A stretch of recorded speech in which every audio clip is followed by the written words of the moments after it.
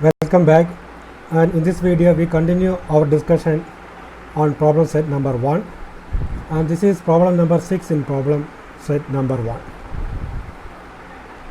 So what is the maximum number of edges in a bipartite graph on n vertices? So before solving this problem, let's go through an example. Okay, so let's fix n to be equal to 4. Let's see whether we can find the maximum number of edges that we can have a bipartite graph with n vertices. Okay, so let's list all the possible bipartite graph and count the number of edges and see what is going to happen. Okay, so one possibility is something like this. The one vertex on the first part 8 set and 3 vertices on the second parted set. So this is our V1 and this is our E2. Okay, so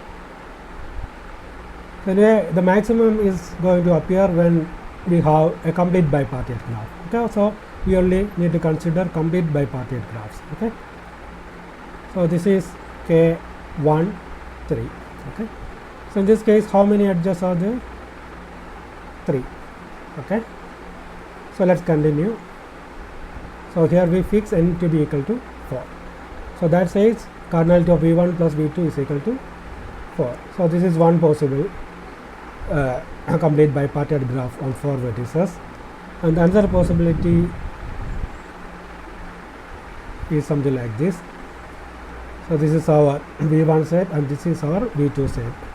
So let's construct K2 2. Okay, so since it is a complete bipartite graph, we have these edges. Okay, and let's count the number of edges. 1 2 3 4. Okay, so now we can see that number of edges, okay, in this case is greater than the number of edges. So these are the only possible complete bipartite graph with 4 elements. Okay, so it seems like if we have n elements in the vertex set, it looks something like k n by 2 n by 2 seems to have the maximum number of edges. Okay, so it seems like we will have something like k n divided by 2 n divided by 2. So anyway, okay, if n is even, this is the case. If n is odd, it seems like it will be like okay, floor of n by 2 comma seal of n by 2. Okay, it seems like something like this. Okay, that's what this results, okay, this example shows. By the way, if you are not familiar with this notation, okay, seal of n by 2 is defined to be the smallest integer, the greatest integer,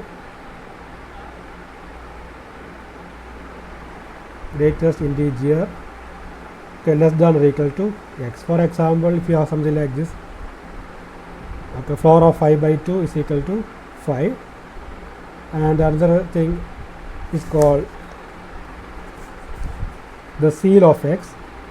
It is the smallest integer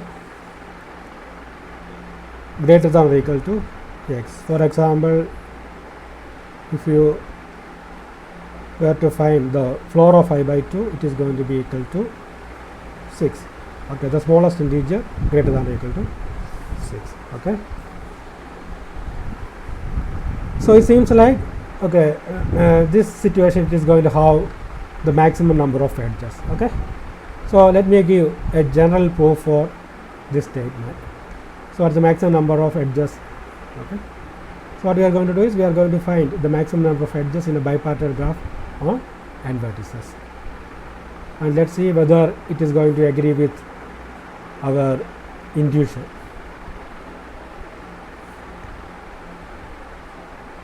Okay, so suppose that we have a graph defined to be something like J equal to VE, and suppose that we have two parted sets v1 and v2. Okay, let v is equal to v1 union v2 and v1 intersect v2 is equal to the empty set. Okay, so we have a partition on the vertex set, and since the cardinality of p is equal to n, so we have this situation, n is also going to be equal to v1 plus v2. Okay, and since for every edge uv element of E, and since this graph G is a bipartite graph, we have this situation. Okay, U is going to be an element of V1 and V is going to be an element of V2, and we also have the cardinality of E cannot exceed the maximum or exceed the number of pairs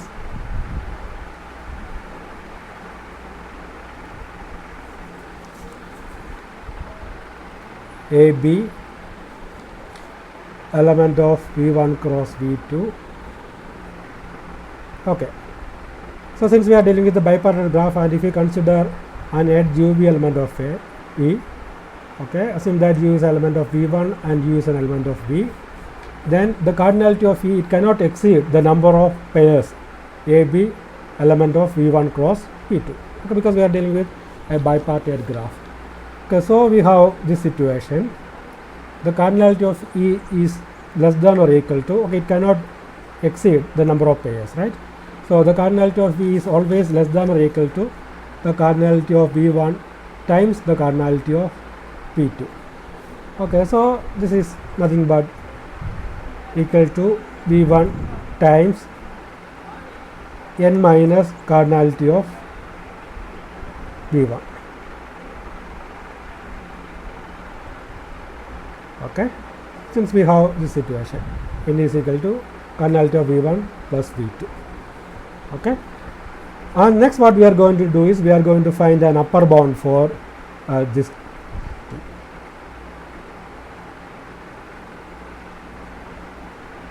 Okay, upper bound for this term. Okay, so what we are going to do is we are going to find an upper bound, and okay, that is going to be an upper bound, and okay, we will try to maximize that quantity and we will get the maximum number of edges in that bipartite graph. Okay, so now to find this upper bound, okay, we are going to use this popular inequality. So we know from algebra that the geometric mean is always less than or equal to the arithmetic mean. Okay, so in notations, suppose that we have two real numbers x and y. The geometric mean is defined to be square root of xy. Okay, it is going to be less than or equal to the arithmetic mean x plus y divided by 2. Okay, and if you square this, you get xy less than or equal to x plus y square divided by 4. Okay, so we are going to use this inequality to get an upper bound for cardinality of V1 times n minus cardinality of V1. Okay, so if we use this inequality, okay, this term is less than or equal to cardinality of V1 plus n minus cardinality of V1. Okay, this squared divided by 4. Okay, so this is nothing but, so this V1 and this V1 cancels, and we have something like n squared divided by 4. Okay, so that says the cardinality of E is less than or equal to n squared by 4.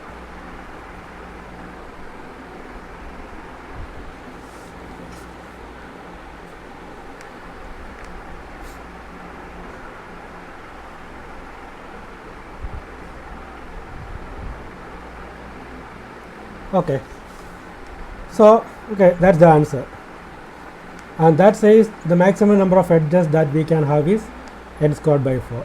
Okay, less than or equal to. Okay, by the way, here we use this inequality, and the generalization of this inequality is what is called the Cauchy-Schwarz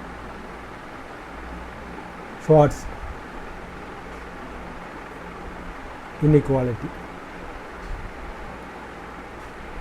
So if you are interested, you can also solve the same problem by using calculus. Okay, you consider this as a function, take the derivative, set the derivative equal to 0. Again you will get the cardinality of v1 is equal to n divided by 2, and you can see that if you take the derivative of that function once again, you will get a positive quantity, so that maximizes this function.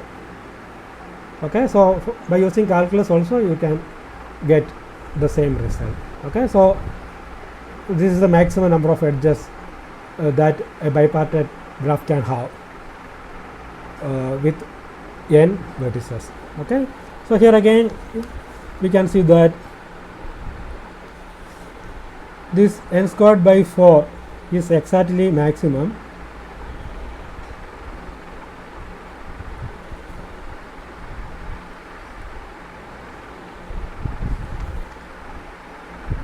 when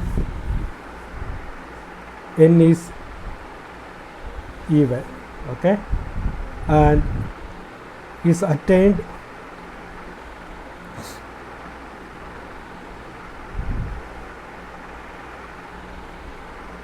by the complete bipartite graph kn by 2, kn by 2. Okay, so this is one situation when n equal to odd, and this quantity n squared by 4 is exactly maximum when we have a bipartite graph, and if n is even, that bipartite graph has n minus 2 vertices on each partite set. Okay, and again you can see that when n is odd, the maximum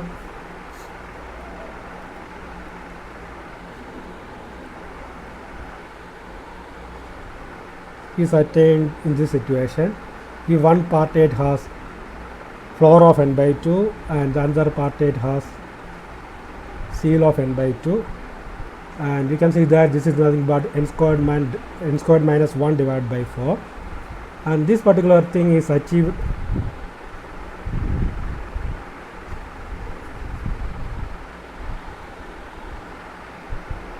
or attained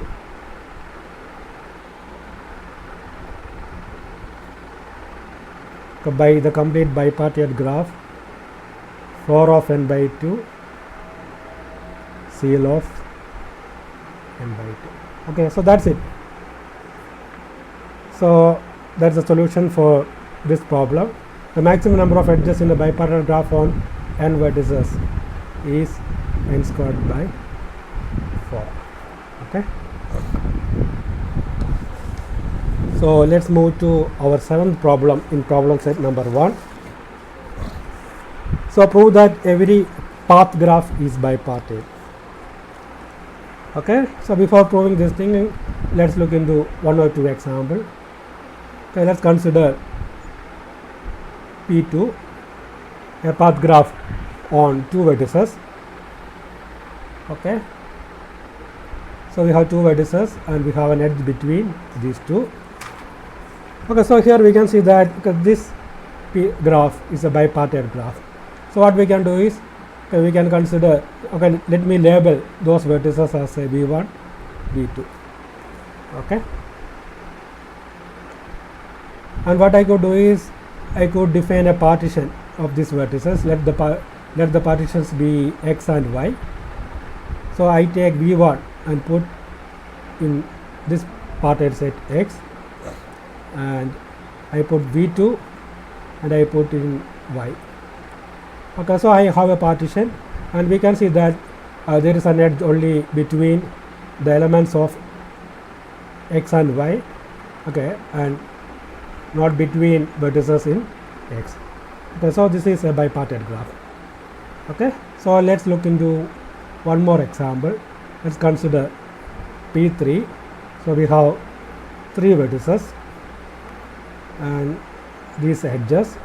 So let the vertices be B1, B2, P3. Okay, so in this case again we can see that I could partition the vertices into 2 sets in such a way that we can assign edges between those parted vertices. Okay, so in this case what I am going to do is I am going to define my parted set as x and y. Let me take v1 and v3 and put it in this parted set x, and the remaining one v2 in parted set 2. Okay, so now I have this partition x and y. Okay, so x contains these two v1, v3 and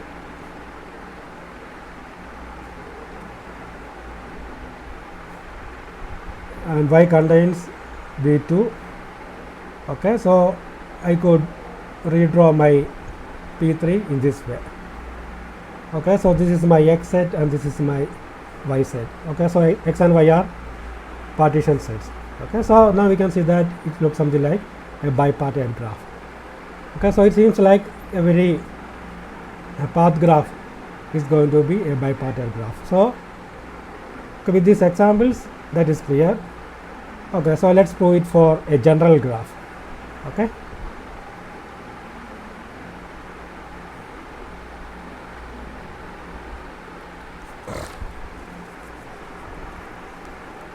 okay, so let Pn be the path graph on n vertices, and let the vertices be say v1, v2 up to vn. Okay, where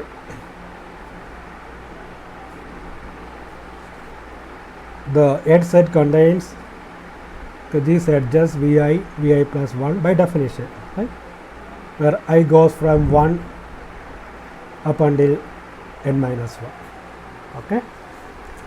Okay, next what we have to do is we have to define a way in which to divide the vertices of Pn so that we can put them into 2 parted sets, say x and y, and prove that all of the edges go between those 2 parted sets x and y and not between the elements of x or y. Okay, so now to do that what we going to do is we are going to define 2 sets x and y, and the definition of x is as follows. So it is going to contain all vertices in V where the index I is odd, and y contains all those vertices whose index is even. Okay, so let's consider 2 cases. So if n is odd, so we have this situation v1, v2, v3 up to vn, and these all odd indexed vertices v1, v3, and since n is odd, okay, this n is also odd, so that says this darkened red dots will go to the x set. Okay, so my x set will contain v1, v3, v5 and vi. Okay, so that is one case, and again you can see that if n is even, the situation will be like this. Okay, again you can see that my y set, which is defined to be the set of all vertices vi where the index is even. So in this case my y set will contain v2, v4, v6 okay.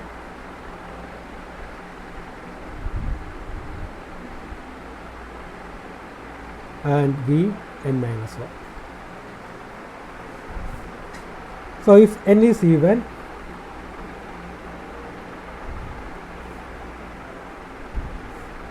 so let it be my v1, v2, v3. So we have v n minus 1 here. Okay, so in that case, okay, this n is even, n minus 1 is odd. Okay, so in this case my X set is going to contain these vertices v1, v3,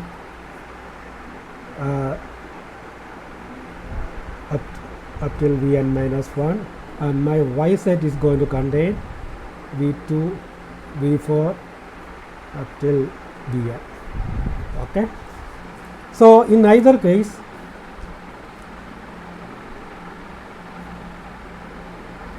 we can see that every edge of Pn is of the form